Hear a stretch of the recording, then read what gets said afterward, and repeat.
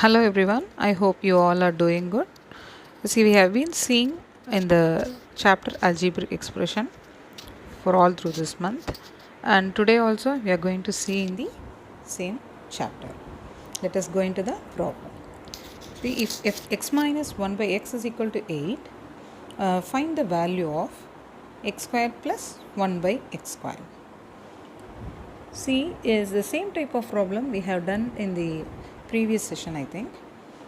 In that problem, we have solved for x plus 1 by x is equal to some value, I think. But here they have given x minus 1 by x is equal to 8. See, in the both the problems, only the sign will be changing, okay, and the identity we are going to use will change, okay. So here we are going to use another identity. First you have to identify with the problem, that is, in this problem they have given x minus 1 by x, okay. So you have to identify the identity first. See, a minus b and x minus 1 by x seems to be more or less same, because both the terms they are in the with the negative sign, okay. So we can choose this identity, that is a minus b the whole square formula identity we are going to use to solve this problem, okay children. Do you understand? That is, for a we have got x here, and for b we have got 1 by x, that's all. Only the variable is going to change, okay. So here given x minus 1 by x is equal to 8, so we are going to square the term x minus 1 by x the whole square, okay children.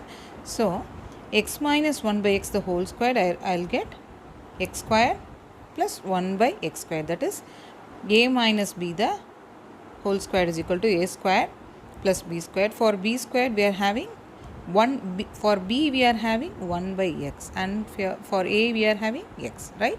So x squared instead of a squared, and 1 by x the whole square will come here, that is 1 by x square, both are same, that is, and minus 2ab. For minus 2ab we have got minus 2 into a is what, x, and b is what, 1 by x, okay. That is what we have wrote it here. So 2 into x into 1 by x, here both are in the division, so I can cancel this both x, okay. So we'll get only minus 2.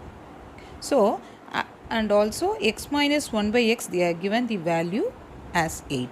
So here we are going to substitute this for x minus 1 by x the whole square, which is equal to 64, okay.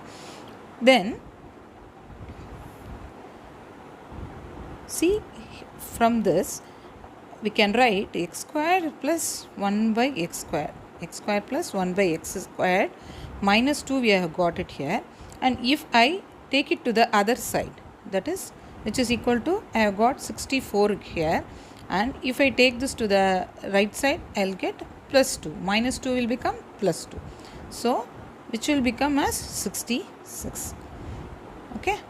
That is how we have got 66 is equal to x square plus 1 by x square. This is our final answer. Do you understand children? First you have to identify with the problem what identity form they have given in the problem, whether a plus b or a minus b, okay children. So then only you know to use the identity.